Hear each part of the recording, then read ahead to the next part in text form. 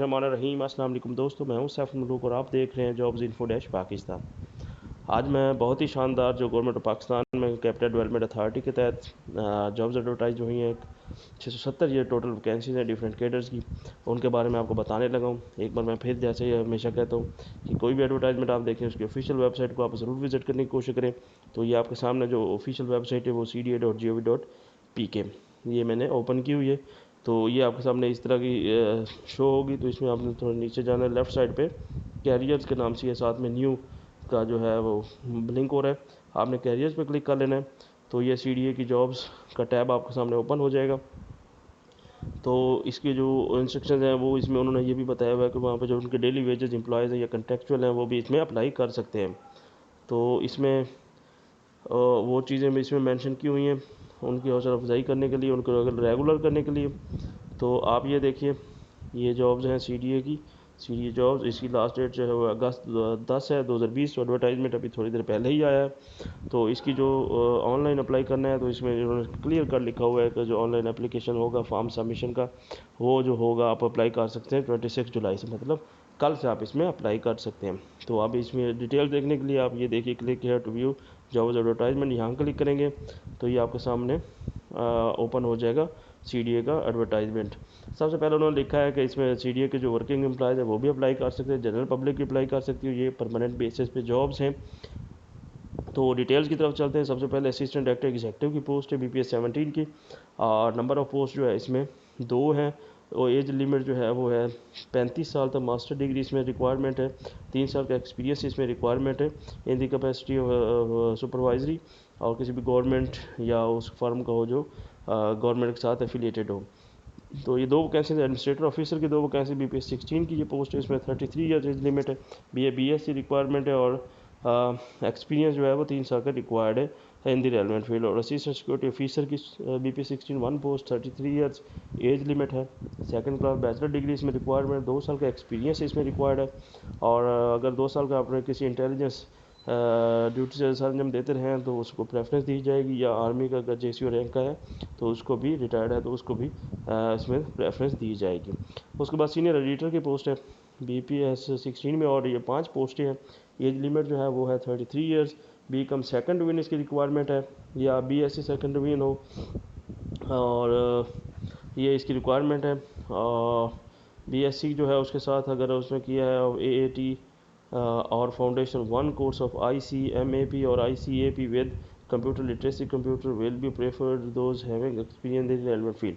तो उसके बाद डाटा एंट्री ऑपरेटर की एक पोस्ट है BPS 14 की, इसकी जो एज लिमिट है वो है 30 ईयर्स, 30 साल की उम्र तक आप इसमें अप्लाई कर सकते हैं। इंटरमीडिएट विद कंप्यूटर स्किल्स इसकी रिक्वायरमेंट है। उसके बाद सिस्टम ऑपरेटर की एक पोस्ट है, 30 साल इसकी एज लिमिट है, ग्रेजुएशन और कंप्यूटर स्किल्स टाइपिंग जो इसमें 50 वर्ड पर मिनट आपको रिक्वायरमेंट है। ये तो कंप्यूटर ऑपरेटर आप इसको कह सकते हैं, सिस्टम ऑपरेटर जो इन्होंने लिखा है तो कंप्यूटर ऑपरेटर की जॉब है ये। तो उसके जो साथ है वो है सब इंजीनियर की एक पोस्ट है BPS 14 में, मैट्रिक विद 3 ईयर्स डिप्लोमा इसमें रिक्वायरमेंट एक्सपीरियंस हो तो इसको प्रेफरेंस दी जाएगी। CCTV ऑपरेटर की एक पोस्ट है BPS 11 में, 30 साल इसकी age limit, intermediate computer diploma वो 1 साल का होना चाहिए, और 6 मंथ का एक्सपीरियंस इसमें रिक्वायरमेंट है। उसके बाद जो पोस्ट है हमारे पास वो है जूनियर टेक्नीशियन की, रेडियोग्राफर BPS 9 की एक पोस्ट है, 30 साल इसकी एज लिमिट है, मैट्रिक साइंस के साथ डिप्लोमा रेडियोग्राफी में, रेफरेंस वे गिवन हायर क्वालिफिकेशन इसमें अगर हो और एक्सपीरियंस हो तो उनको प्रेफरेंस वहाँ पे दी जाएगी।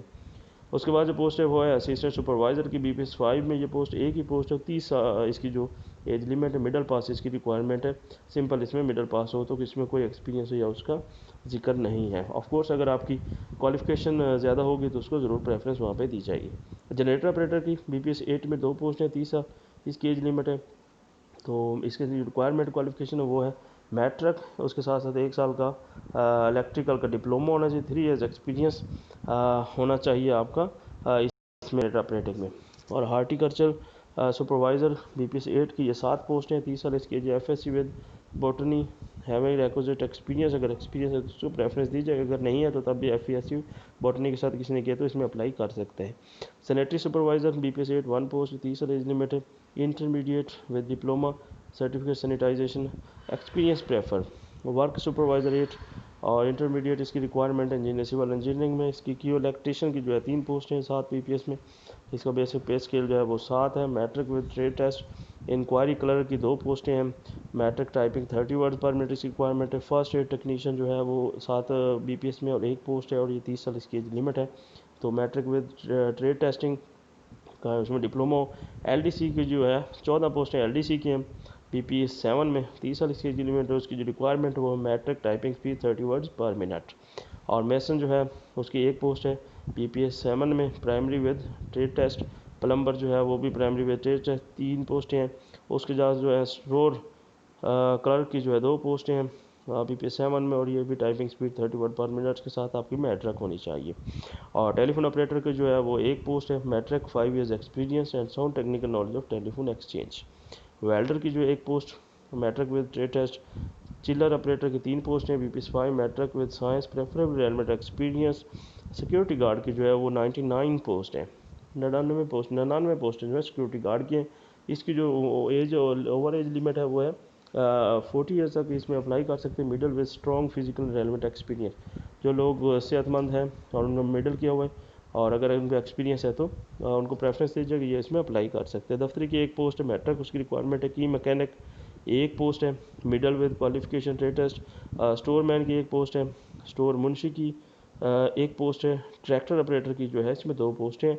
ट्रैक्टर ड्राइवर भी आप किसको कह सकते हैं। Middle with driving licence with 5 years relevant experience. Tubewell operator की जो 11 पोस्टें इसमें एडवर्टाइज हुई हैं वो है मैट्रिक रेलवेंट एक्सपीरियंस इसमें होना चाहिए आपके पास। तो वर्ल्ड फील्ड वाचर जो है इसकी 2 पोस्टें हैं। मतलब इसके जो जंगली हयात है उसकी वो हिफाजत करना, देखभाल करना। मैट्रिक इसमें साइंस और के साथ रिक्वायरमेंट है। LTV ड्राइवर की जो है वो 1 पोस्ट है। मिडिल की इसके साथ LTV लाइसेंस हो और 5 साल का एक्सपीरियंस हो। 1 ही पोस्ट है। ये मौज़न की 1 पोस्ट है। BPS 4 में हाफ़िज़ कुरान हो, preferable possessing requisite religious knowledge. तो मसालची की 2 पोस्टें हैं। प्राइमरी पास एक्सपीरियंस रिक्वायर्ड है इसमें। वार्ड बॉय जो है 8 पोस्टें एडवर्टाइज की गई हैं। मिडिल पास है, प्रेफरेबल एक्सपीरियंस प्रेफरेंस दी जाएगी एक्सपीरियंस को। अटेंडेंट की 4 पोस्टें हैं। बेलदार की 4 पोस्टें हैं और बुश कटर ऑपरेटर के प्रेफरेबली प्राइमरी 3 पोस्टें हैं। क्लीनर खाकरूब जिसको आप स्वीपर भी कह सकते हैं 25 पोस्टें। लिटरेचर पढ़ा लिखा जानता हो बस इसकी ये प्राइमरी पास भी हो सकता है। और कुक की जो 1 पोस्ट है उसके साथ लिटरेट हो, उसका एक्सपीरियंस 2 साल का हो। फ्राश की 1 पोस्ट है। हेल्पर की जो है वो 12 पोस्ट है। लेबर की जो 9 पोस्टें हैं। माली की 328 पोस्टें 328 पोस्टें जो माली की हैं और इसकी जो रिक्वायरमेंट है वो पढ़ना लिखना जानता हो और प्रेफरेबली इसकी कम प्राइमरी हो तो उसको ज़्यादा प्रेफरेंस दी जाएगी। नायब कासिद 17 पोस्ट है। मिडल पास इसकी रिक्वायरमेंट है। OT असिस्टेंट जो है 1 पोस्ट है। मिडल पास रिक्वायरमेंट। रूम अटेंडेंट जो है मिडल पास रिक्वायरमेंट है। और सैनिटरी वर्कर जो है 65 पोस्टें सैनिटरी वर्कर की हैं। लिटरेट और प्राइमरी प्रेफरेबली प्राइमरी हो सैनिटरी वर्कर की 40 साल एज लिमिट रखी गई है 65 साल की। 65 इसकी जो qualification sorry number of post है। स्ट्रीट परफॉर्मर जो है वो 7 पोस्टें और ये कुल मिलाकर 670 पोस्टें हैं। तो नीचे जो इंस्ट्रक्शन की तरफ आएँ तो इसको ऑनलाइन अप्लाई करना है। जो इसका फॉर्म है वो कल से अवेलेबल होगा CDA की वेबसाइट पे।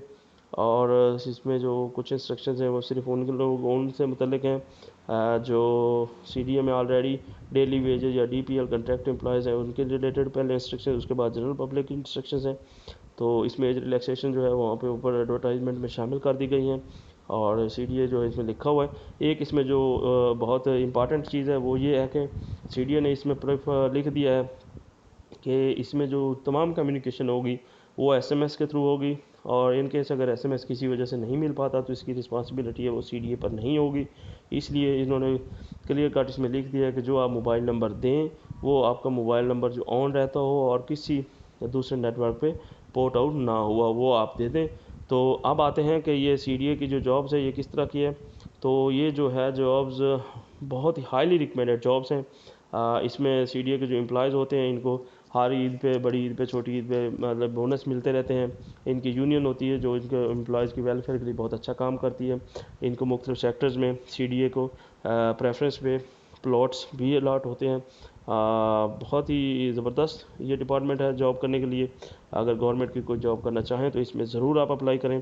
तो wish you good luck. Thank you very much. आप सब दोस्तों बाबू से गुजारिश है कि मेरा ये चैनल सब्सक्राइब कर लें और लाइक का बटन दबा दें और शेयर कर दें। Thank you very much.